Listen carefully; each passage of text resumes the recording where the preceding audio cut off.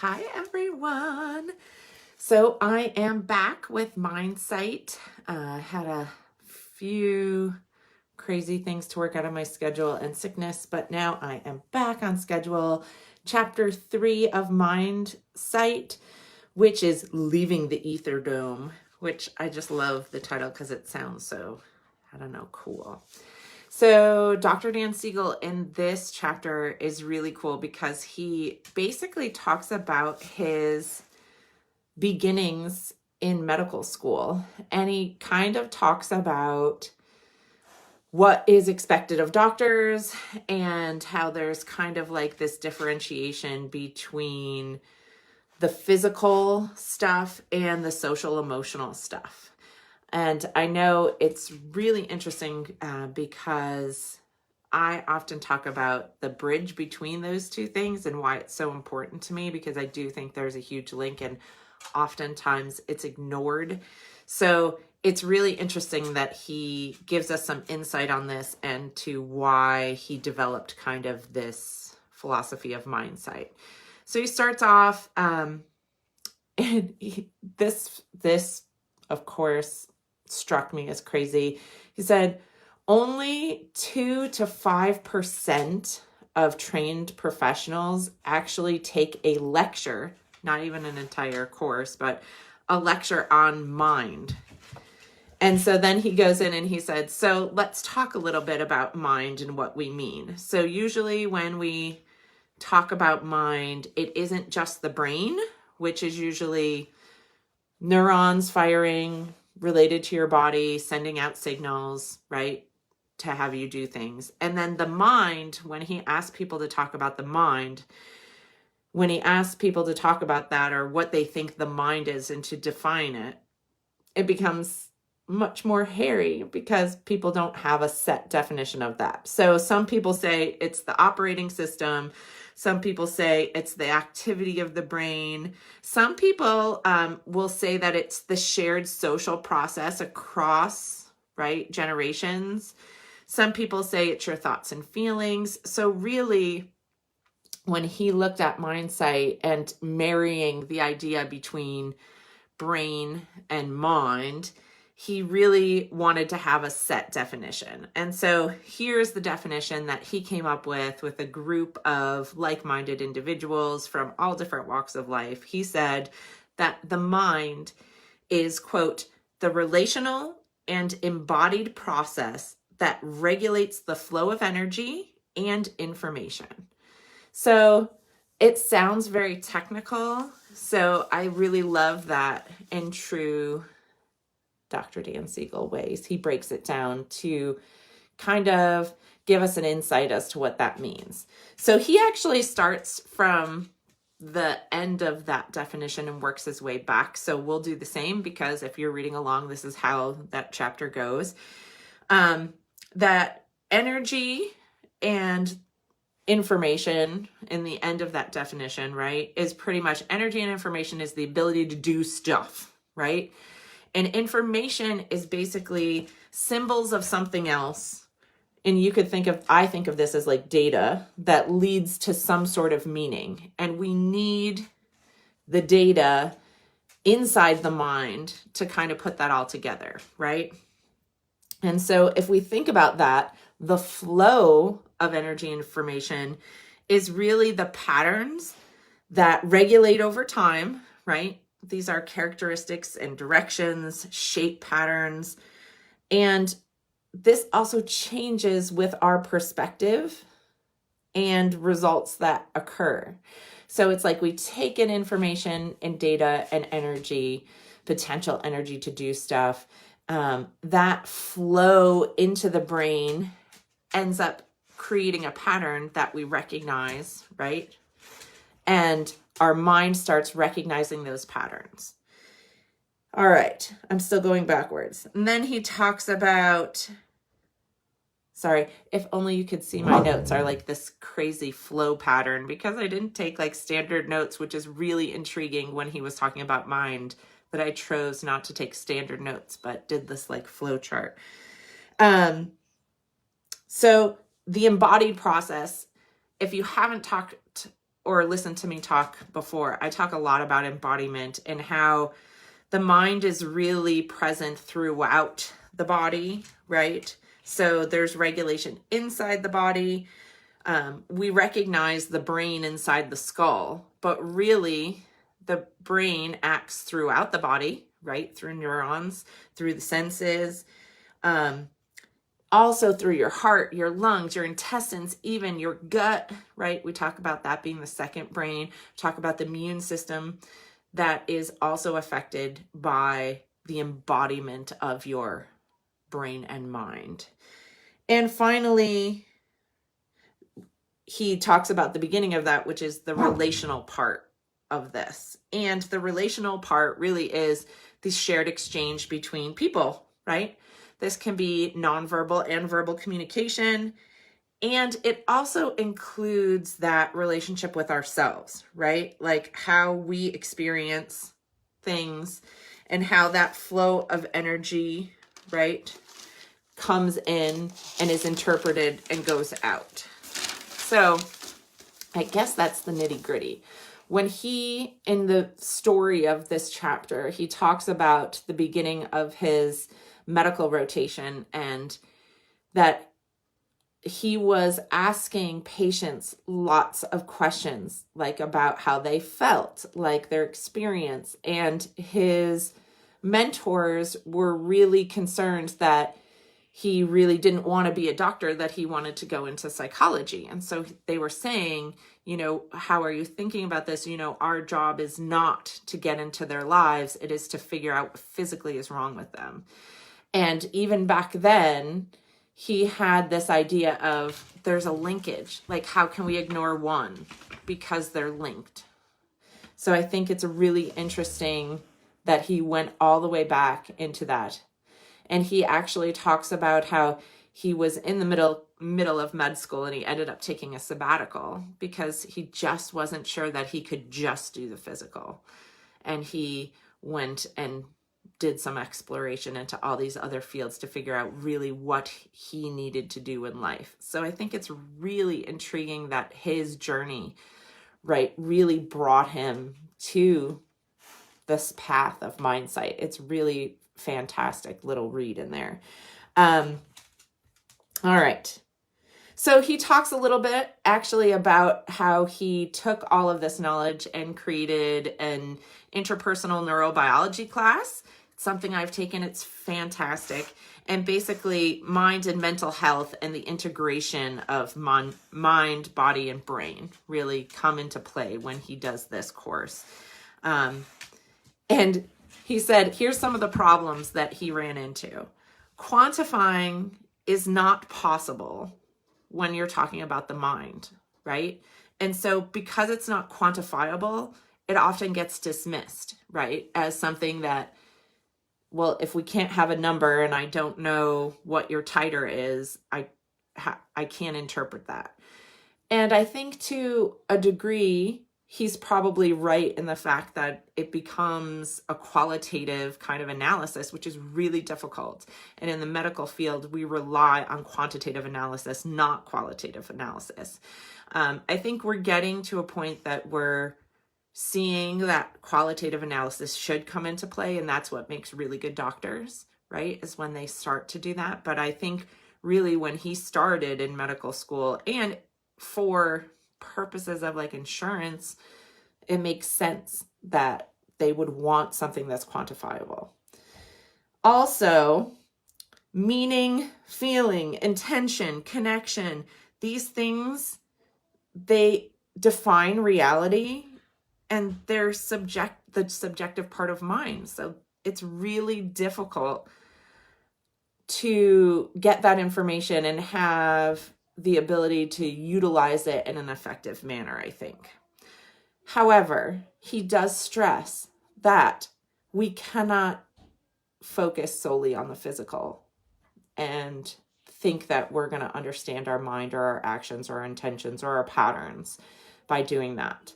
So the mind is broader than the brain, he ended up saying. And then he went on. He defined Mindsight, which is great, right? Because this is his focus of this book, which combines both your insight and empathy, and it enables us to kind of sense and shape that energy flow of information, right?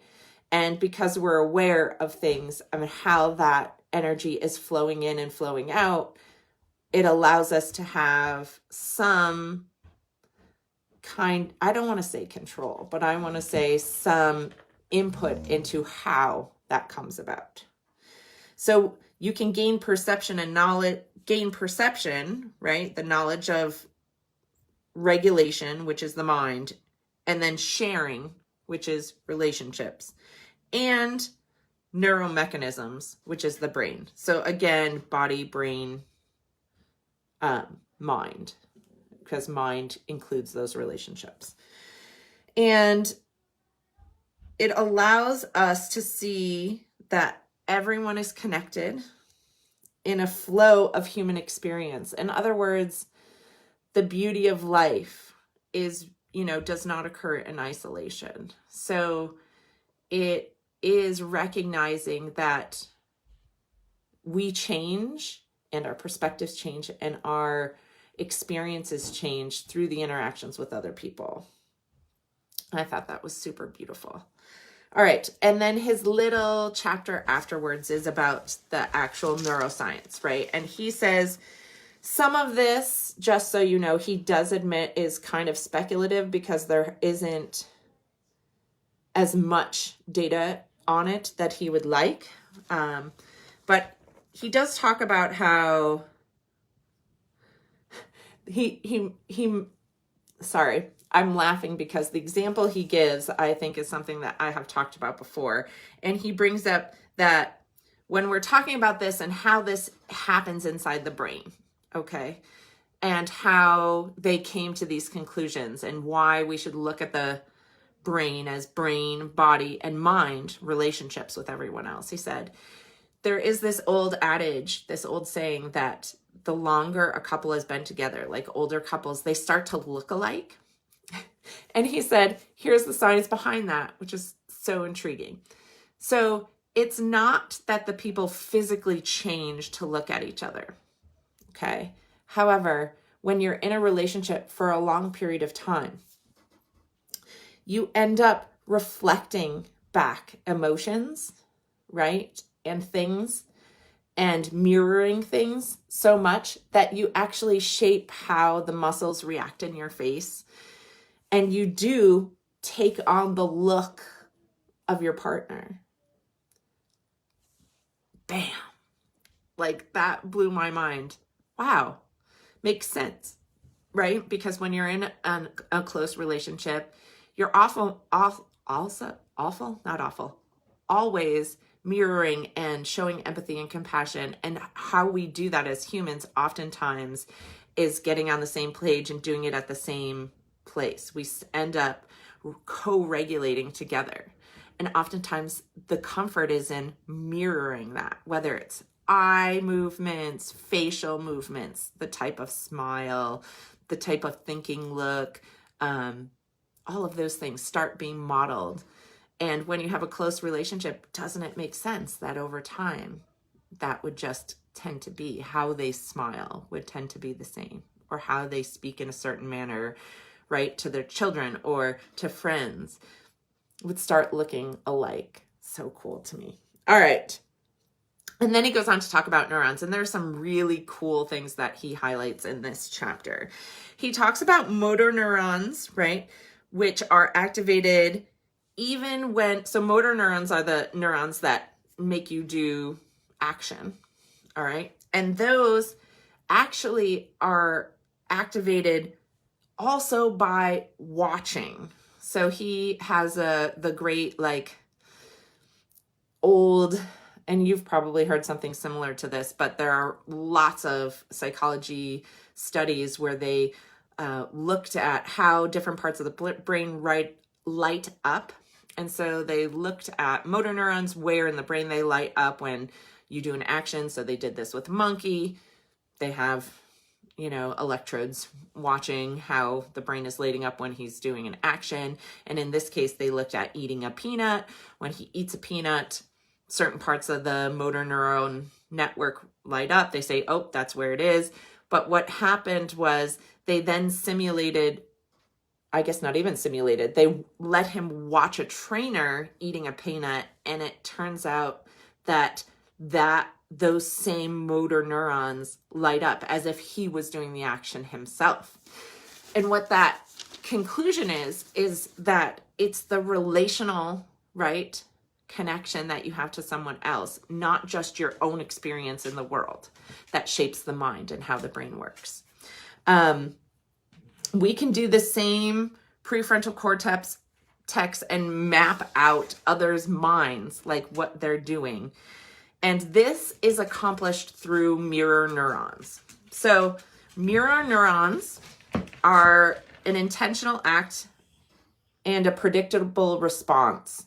That's what's required for the mirror neurons to go out. In other words, it has to be something that I have experience and that I can predict. So if you raise a cup to your lips, I can predict that you're going to drink. However, if you're doing something sporadic or random, my mirror neurons do not engage because they don't figure out the pattern. It has to be something that I have experienced and is predictable in order to work. So what happens is and I had a lot of questions on this because it's so interesting, the study of mirror neurons, right? So with that example, with the monkey, for example, I wonder, sometimes mirror neurons are also supposed to prepare us to do the same thing. Like it's an automatic thing. Like if someone is waving hi or bye at you, you might do that. And mirror neurons are in play saying, oh, they're going to wave goodbye at you. I'm going to wave goodbye at you. They also come into play like with the yawning, why someone else yawns and then you have that same yawn experience, right? And you prepare and you start yawning. Those are mirror neurons. It also makes me wonder, so they brought up that when you watch someone else drink, you can oftentimes get thirsty. And I wonder also about social eating, right? Like there is this thing like we go out to dinner or you're in a social situation with food and you watch people eat and you eat too. And sometimes it is not because you're hungry. So I wonder how much of a play mirror neurons, that's hard to say, if you try to say that lots of times fast, in that interaction, right? That's social behavior, that social situation. All right. I probably lost my way because I talked a lot about that. Also, if you have any confused parts of development, you have the inability to create a reliable mind map of this. So knowing what happens, embedding, right, is relying on this predictability and this experience that's been predictable for you growing up. And this is why, in some people, it becomes better developed. And it also is going to link later into why Dr. Dan Siegel in particular has focused a lot on attachment and primary caregiver relationships and why that makes such a difference. All right. So mirror neurons are obviously connected to motor neurons because we're preparing ourselves. How does that happen? It's called the insula. And this is like the highway between neurons and the mirror neurons to the limbic system, which incites the action to happen, okay? And this allows the mind and the brain, right, that interaction between the two of them, to perceive ourself, which is really interesting. And this is how we can resonate physiologically with someone else, right? So that co-regulation, which I talk about oftentimes with parents, like when you have young kids and they get really upset, that they cannot regulate by themselves, but they can co-regulate. In other words, if they sit close to you or on you and you're breathing, you end up having the same respiration. You can end up bringing your heart rate to the same place. You can, there have been studies with blood pressure where you can actually get your blood pressure to the same place. This is like the resonating circuits between people, right? And this kind of flow of energy, right, where we can co-regulate together. we can end up with quantifiable results, right? Because I can look at respiration and see that it's the same. I can actually watch it when they're co-regulating. And I just wrote my cheat sheet of this, which would be that mirror neurons fire, they go to the brainstem, which goes to the body, and then the body sends back information back to the cortex. And which is probably really interesting when you talk about prefrontal cortex formation and how much this can change as you grow older, and why it might be more difficult when you're younger. So again, co-regulation is a great thing that you can do with your kids, right? And it's teaching them to self-regulate, but self-regulation is actually really difficult for kids. It's something they have to work on and develop, because I believe it's in part due to the development of the cortex, which allows that to happen. That kind of analysis of everything that's happening, and the ability to have that strong me map and you map and realize what's happening and be able to see how it's reacting and how to regulate myself is really difficult. To catch myself before I'm in a place where I'm dysregulated and can't get myself back. He says these are like smiling when people are laughing. You know, you might walk into a room and you might not have heard the joke, but just being around people who are laughing sometimes makes you smile or laugh. You can feel emotions of others. He also cautions that mirror neurons can be really powerful and create bias. So like if you're dealing with someone who is depressed and you're by them side and you're supporting them, or you're a support person and they're super quiet, the next person that's super quiet, if you haven't cleared, right, and like gone through and processed and released that, that intake of information by your mirror neurons, then you might bring that to the next person. So the next person is also being quiet, and you might jump to the conclusion that they're depressed. Because again, it's a pattern that your brain sets up. Your brain loves patterns. It sets them up very readily. So he warns that of bias. So interesting. It's so cool. All right. This also allows us to feel others through our feelings, and relates back to that idea. And I can't remember if I've said it in this string of videos, but Dr. Dan Siegel has often talked about feeling felt. I feel felt by the other person. That has a lot to do with what we're talking about, right? That ability to be in my own body, right? But I'm super empathetic to this other person, right? Like I can feel how they feel. And when I'm speaking to them, they feel that I feel that. So they feel felt.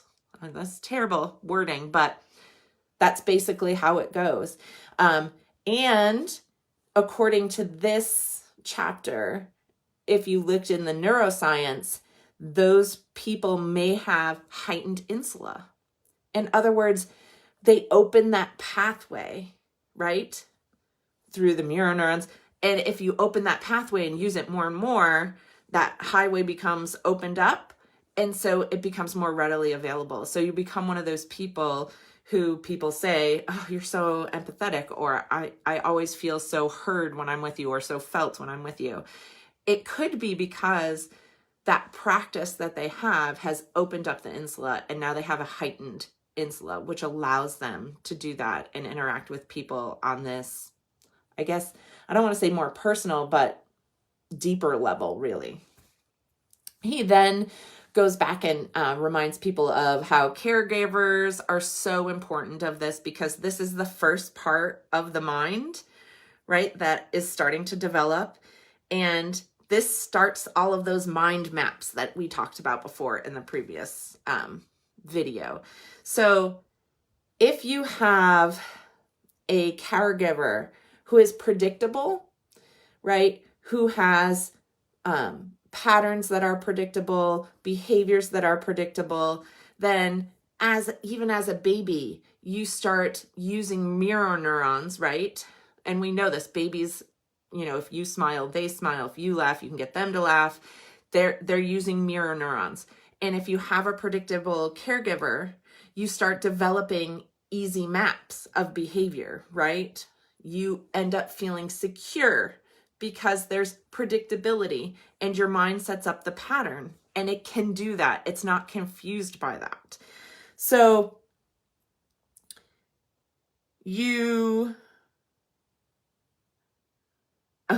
then I put a little differentiation in here too, because I was saying when you get me maps versus you maps, why it's important is later on, we don't want those confused, right? Because what happens is sometimes when you have mirror neurons, like if you're arguing with someone, they have a raised voice, so you raise your voice. So they have an angry look, so you have an angry look. And then have you ever been in a fight where someone says, well, you're the one who's angry? And the other person's like, I'm not angry. You're the person who's angry. But because of our neurons, that predictable pattern, that way of connection where I'm mirroring what they're doing and my body's prepared and then does what they're doing, literally they're looking at their own anger, which is so crazy to me and cool. And I'm sure there are some amazing psychology studies about that. All right. So in the end, he basically says Mindsight, he's draws two big conclusions. The first is that when you open your body to states, you have clear decisions and powerful knowledge coming in. And to be open to that, I call that mindfulness, right? So I would say to be aware of what's coming in all of your states is really important. And it leads to a heightened ability to deal with those patterns, to regulate those patterns, to discern energy flow, to take away bias, all of that. I would say that that's mindfulness. The second thing he said is relationships are woven into our interior world. We do not live in a bubble, and no one lives alone. You know, you could use all those cliches. No one is an island. Basically, our minds are shaped through our relationships with others. So there is no doubt that you can definitely give babies and kids a strong foundation that helps them. Now, I'm not saying you're responsible only. I say that as a caveat. But you can absolutely create the beginnings, right? Early on. Does that mean if they didn't, then they're doomed for all time? No, because we have neuroplasticity, right? And we've talked about that. We can always change that. However, we have to be open to the embodiment and how our brains work, and also realize that it's a relationship with others that brings into our world, which is so beautiful on so many levels. So I will leave it at that. This was a short little bit on chapter 3. I will come back next week and do chapter 4 of Mindsight. So if you're reading along, again, if you have any comments, questions, you want to get a discussion going, you can comment here. I put these up on my YouTube channel, Best Self, Best Health. And you can go there and watch ones on different books or this series, and you can start discussions on the YouTube channel as well. So until next time, I hope you all have a fabulous week, and I'll see you then.